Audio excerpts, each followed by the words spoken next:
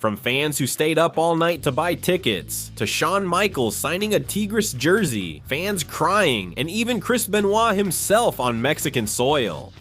That's how the incredible and still remembered first WWE show in Mexico was. April 3rd, 2004 was marked in gold letters in the history of wrestling and Lucha Libre. After years of watching the superstars exclusively on TV, the biggest company in the world set foot on Mexican soil for the first time in its history. The chosen venue was not in the capital, but in the impressive and modern Arena Monterrey, which had only been open for 5 months. The anticipation was at its peak.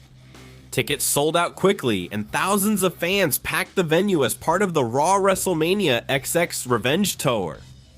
The atmosphere felt electric. It was a mix of disbelief and pure euphoria. But to understand the madness that broke out in April 2004, we have to travel back in time to the previous years. The arrival of WWE in Mexico was not a random event, but the culmination of a cultural, commercial, and piracy phenomenon that had been simmering for almost a decade. The atmosphere in the country beforehand was a mix of mysticism, desperation from the fans, and a tremendous cultural clash between the tradition of Mexican wrestling and the giant of American entertainment. In the late 90s and early 2000s, watching WWE in Mexico was almost an extreme sport. There were no official broadcasts on free-to-air TV, and cable was a luxury. But how did the fans survive? Obviously through the black market and collecting. Newsstands and the flea market were iconic places, like the Chapo Market or the stalls outside Arena Mexico, which became temples. There, pirated VHS cassettes were sold with pay-per-view events recorded directly from US satellite television. They would arrive days or sometimes weeks late, but people devoured them like treasure. The imported magazines, which cost a fortune, began to plant the names of Stone Cold, The Rock, Triple H, Undertaker, and Chris Jericho in the collective imagination. The real turning point happened when Mexican television finally opened its doors to Vince McMahon's company. In the late 90s, the MBS Multivision channel began broadcasting Raw and SmackDown. But the real massive impact came when Televisa, Channel 5, and some local networks started airing recaps or edited versions of the shows. The voices of Hugo Sabino and Chicarlos Cabrera made their way right into the homes of Mexican families. Their phrases created an immediate linguistic and emotional connection. WWE no longer felt like a foreign or unreachable product. It spoke Spanish, and it spoke it with passion. At the beginning of 2004, schoolyards and the streets of Mexico were flooded with merchandise. Kids no longer just pretended to be El Santo or Blue Diamond, now they wanted to do Triple H's pedigree or Rey Mysterio's 619. Even though Eddie Guerrero was already a megastar, and in fact, he was the WWE champion on the SmackDown brand at that very moment in 2004. The high-flying style, the mask, and Mysterio's charisma connected directly with the roots of Mexican Lucha Libre. Having a fellow countryman succeeding at the highest level in the United States generated tremendous pride.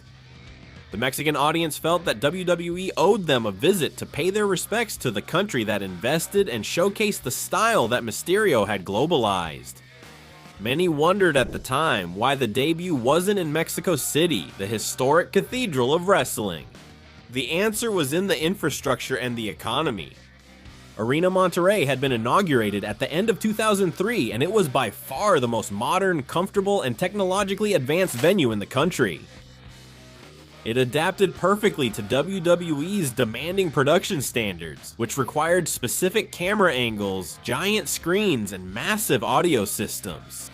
In addition, the people of Monterrey, due to their proximity to the border, consumed American culture in a much more direct way. And they had the purchasing power to pay for tickets, which at the time were considerably more expensive than those for a traditional Triple de Territory A or Consejo Mundial de Lucha event. When it was officially announced that the WrestleMania XX Revenge Tour would come to Monterrey, the city went into a state of contained hysteria. The tickets sold out within hours, thanks to fans who had practically stayed up all night to get a spot. This kind of event makes people so passionate and they love this sport. and we will come back to deliver everything they expect from the fight. The fans knew that they weren't just going to see a wrestling show, but that they were going to prove that Mexico was a global powerhouse market for WWE. And they definitely proved it. When that day arrived, the show kicked off to get things started with a dynamic one-on-one match, where Hurricane defeated Bad Balvinas, sparking the first ovations of the night. Immediately after, the women took the spotlight when two crowd favorites, Lita and Victoria, joined forces to defeat the heel duo of Jazz and Molly Holly. The atmosphere changed drastically when the arena lights turned red and fire erupted on the ramp.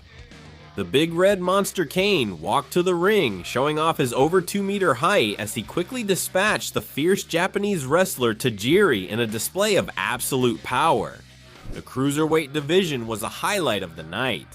A division that belonged exclusively to the SmackDown brand, but came to Mexico with the Raw tour only because of the masked wrestler. Rey Mysterio finally set foot on Mexican soil under the WWE banner, unleashing absolute madness in the stands. The masked wrestler gave his all chasing the Cruiserweight Championship against longtime rival Chavo Guerrero. But the villain from the Guerrero dynasty resorted to his tricks to retain the title, leaving the crowd with a lump in their throats. After the frustration, nostalgia took over the people of Monterrey with the return of Chris Jericho. Years ago, Y2J had paid his dues in the Mexican circuit under the name Corazon de Leon. The crowd recognized him and supported him in a great and intense technical match where he managed to defeat his former friend Christian.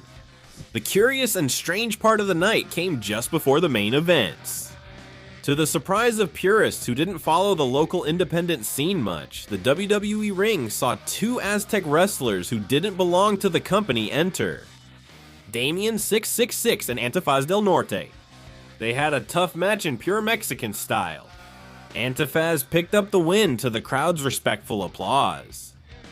The World Tag Team Championship was on the line in a match that overflowed with excitement. On one side, we had Evolution with Ric Flair and Batista, who successfully defended their titles in a chaotic clash against the spectacular duo of Shawn Michaels and Shelton Benjamin. Seeing Ric Flair's classic woo live and in person was an invaluable gift for everyone in attendance. As a prelude to the main event, in a clash of physical titans, a young Matt Hardy managed to overcome the imposing A-Train, leaving the ring ready for the match everyone had been waiting for. The main event revived the fierce rivalry that just a few weeks earlier had paralyzed Madison Square Garden at WrestleMania Dex. Chris Benoit defended the World Heavyweight Championship against Triple H. The crowd in Monterrey was split down the middle. The deafening cheers for the game clashed head-on with the cheers for the fan-favorite Canadian. After a technical, physical battle with constant grappling, Benoit used his best moves to make Triple H submit or pin him, retaining the world title to the delight of the Arena Monterrey crowd. That night in April 2004 opened a portal that would change things forever. It was the perfect experiment that showed Vince McMahon that the Mexican audience not only consumed his product on television, but was also ready to create one of the loudest, most passionate, and most loyal fan atmospheres on the planet. On April 3rd, 2004, the myth of WWE came down to earth at Arena Monterrey, and an entire generation stopped dreaming and started living it. Seeing the imposing figure of Kane, the eternal charisma of Shawn Michaels, or the pride of seeing Rey Mysterio wearing his mask in person unleashed a roar that combined disbelief and pure euphoria.